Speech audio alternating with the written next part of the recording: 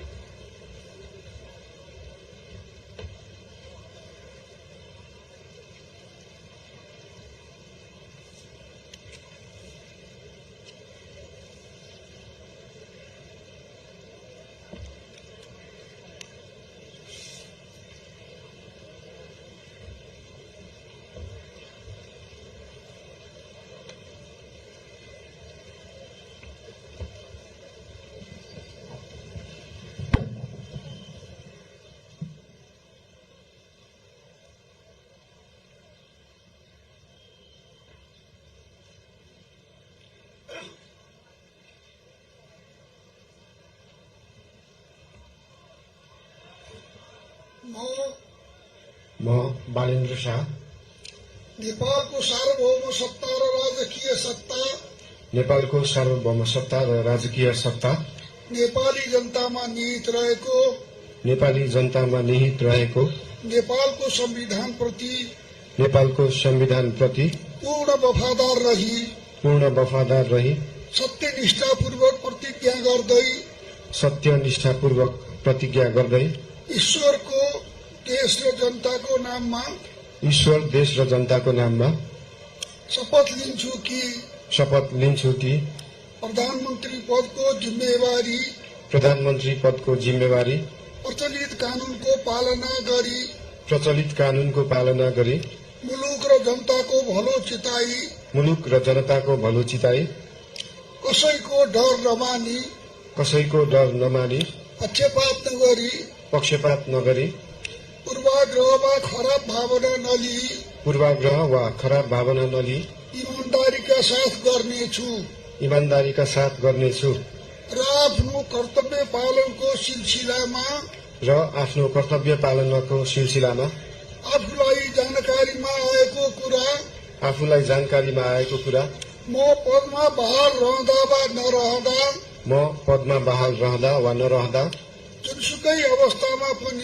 जुनसुकै अवस्थामा पनि प्रचलित कानूनको पालना गर्दा बाहेक अरू अवस्थामा कुनै किसिमबाट पनि प्रकट वा संकेत गर्ने छैन। धन्यवाद। यसपछि नवनियुक्त सम्माननीय प्रधानमन्त्रीज्यूलाई आफ्नो आसनमा रही शपथ पत्रमा हस्ताक्षर गरिदिनु हुन अनुरोध गर्दछु।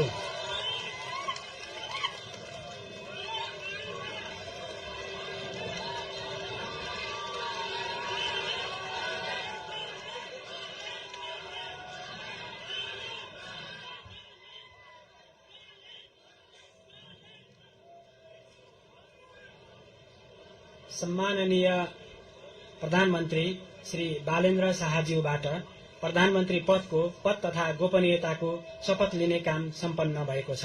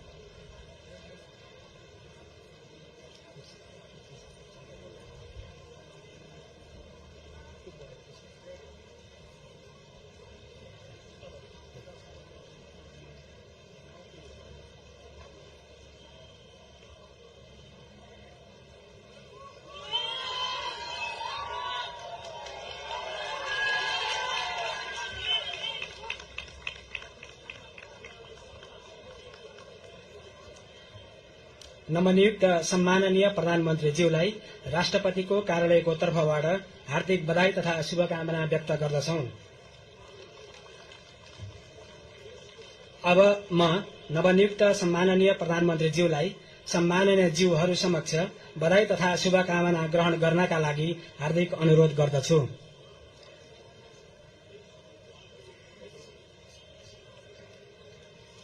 अब मञ्चमा आसीन सम्माननीय ज्यूहरूसँग परिवारजनसहित सामूहिक तस्बिर लिने प्रयोजनका लागि शरीक भइदिनु हुन नवनियुक्त सम्माननीय प्रधानमन्त्रीज्यूलाई अनुरोध गर्दछु।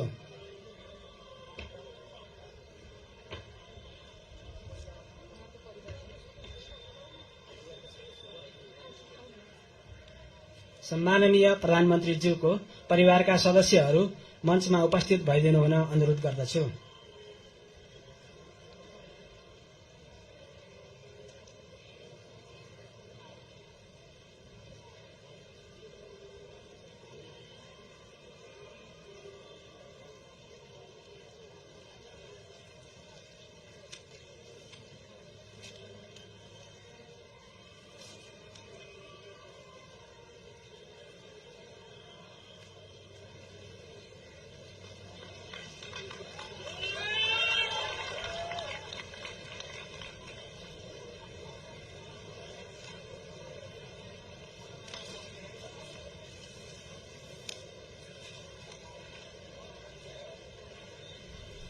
दर्शकवृन्द, राष्ट्रपति रामचन्द्र पौडेल समक्ष नवनियुक्त प्रधानमन्त्री बालेन्द्र शाहले पद तथा गोपनीयताको शपथ लिइसक्नु भएको छ र यति बेला नवनियुक्त प्रधानमन्त्री बालेन्द्र शाहका परिवार, उहाँकी श्रीमती सबिना काफ्ले र छोरी हामीले यति बेला देखिरहेका छौं। यो दृश्यमा परिवार सहित फोटो सेसनको कार्यक्रम रहेको छ र भर्खरै मात्रै पद तथा गोपनीयताको शपथ सम्पन्न भएको छ। राष्ट्रपति रामचन्द्र पौडेल समक्ष नवनियुक्त प्रधानमन्त्री बालेन्द्र शाहले पद तथा गोपनीयताको शपथ लिनु भएको छ र यति बेला परिवार सहित फोटो सेसनको कार्यक्रम हुँदैछ। राष्ट्रपति कार्यालय शीतल निवासबाट हामीले यो प्रत्यक्ष प्रसारण यहाँहरू समक्ष देखाइरहेका छौं। राष्ट्रपति रामचन्द्र पौडेलले नेपालको संविधानको धारा 76 को उपधारा 1 बमोजिम प्रतिनिधि सभा सदस्य बालेन्द्र शाहलाई प्रधानमन्त्रीमा आजै मात्रै नियुक्त गर्नुभएको हो र अहिले भर्खरै उहाँलाई पद तथा गोपनीयताको शपथ पनि गराउनु भएको छ राष्ट्रपति पौडेलले। र नवनियुक्त प्रधानमन्त्री बालेन्द्र शाहले एउटा इतिहास कायम गर्नु भएको छ। लोकतन्त्र स्थापना पछिका 36 वर्षका बालेन्द्र शाह कान्छा प्रधानमन्त्री पनि बन्नु भएको छ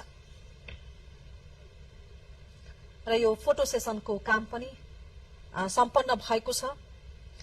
3 वर्ष अघि मात्रै गठन भएको राष्ट्रिय स्वतन्त्र पार्टीले झण्डै 2/3 अर्थात 182 सीट जितेर पहिलो दल बन्यो र राष्ट्रपाका वरिष्ठ नेता बालेन्द्र शाह बहुमत प्राप्त दलको हैसियतबाट वरिष्ठ नेता बालेन्द्र शाह प्रधानमन्त्रीमा नियुक्त हुनु भएको हो। यस सँगसँगै सम्माननीय राष्ट्रपतिज्यूले सम्माननीय प्रधानमन्त्रीज्यूको सिफारिसमा नेपालको संविधान बमोजिम आजै देहाय बमोजिमको मन्त्री परिषद गठन गर्नुभएको छ। सोको जानकारी गराउन चाहन्छु।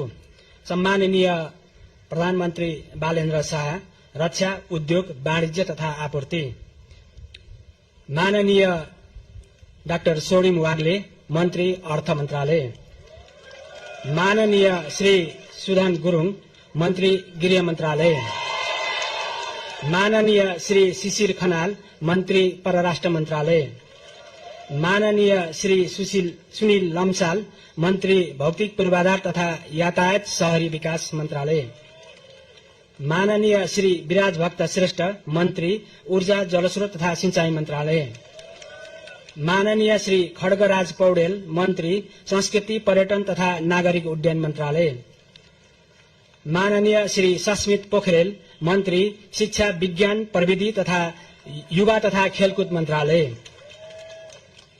माननीय श्री निशा मेहता मन्त्री स्वास्थ्य तथा जनसंख्या खानेपानी मन्त्रालय, माननीय डाक्टर विक्रम तिमिलसेना, मन्त्री सञ्चार तथा सूचना प्रविधि। माननीय श्री प्रतिभा रावल, मन्त्री संघीय मामिला तथा सामान्य प्रशासन, भूमि व्यवस्था, सहकारी तथा गरिबी निवारण। माननीय श्री शोभिता गौतम, मन्त्री कानून न्याय तथा संसदीय मामिला मन्त्री। माननीय श्री गीता चौधरी, मन्त्री कृषि तथा पशुपक्षी विकास, वन तथा वातावरण। माननीय श्री दीपक कुमार शाह, मन्त्री श्रम रोजगार तथा सामाजिक सुरक्षा। माननीय श्री सीता बादी, मन्त्री महिला बाल बालिका तथा ज्येष्ठ नागरिक।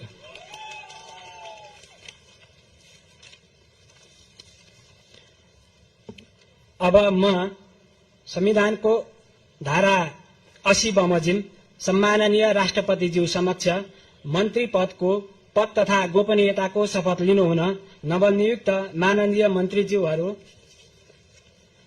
माननीय मन्त्री स्वर्णिम वाग्ले, माननीय मन्त्री सुदन गुरुङ, माननीय मन्त्री शिशिर खनाल, माननीय मन्त्री सुनिल लम्साल, माननीय मन्त्री विराज भक्त श्रेष्ठ, माननीय मन्त्री खड्गराज पौडेल, माननीय मन्त्री सस्मित पोखरेल, माननीय मन्त्री निशा मेहता, माननीय मन्त्री डाक्टर विक्रम तिमिलसेना, माननीय मन्त्री प्रतिभा रावल, माननीय मन्त्री शोभिता गौतम, माननीय मन्त्री गीता चौधरी, माननीय मन्त्री दीपक कुमार शाह र माननीय मन्त्री सीताबादी ज्यूलाई मञ्चमा आमन्त्रण गर्दछु।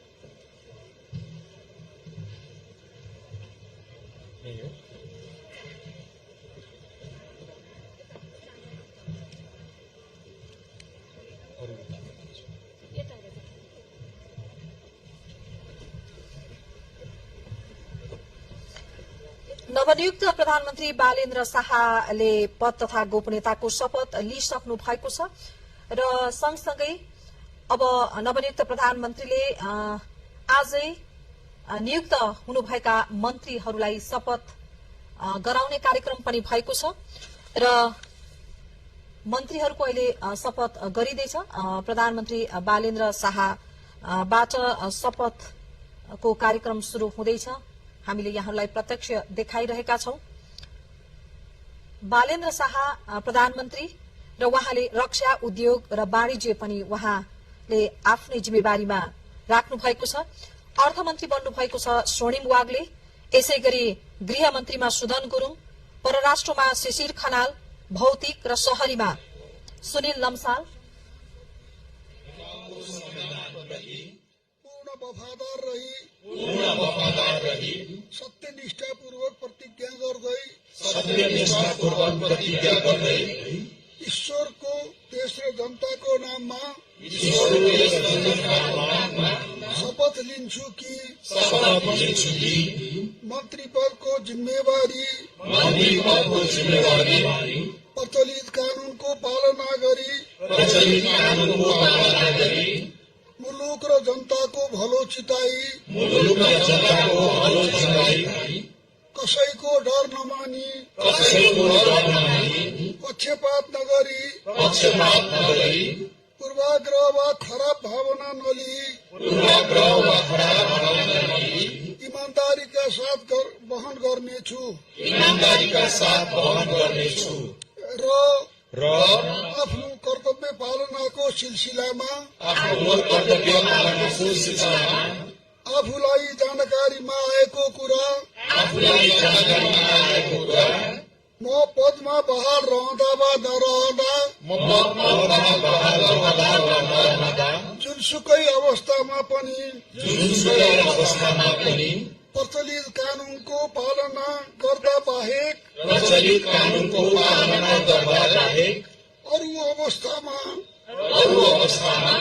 कुनै किसिमबाट पनि प्रकट वा संकेत गर्ने छैन।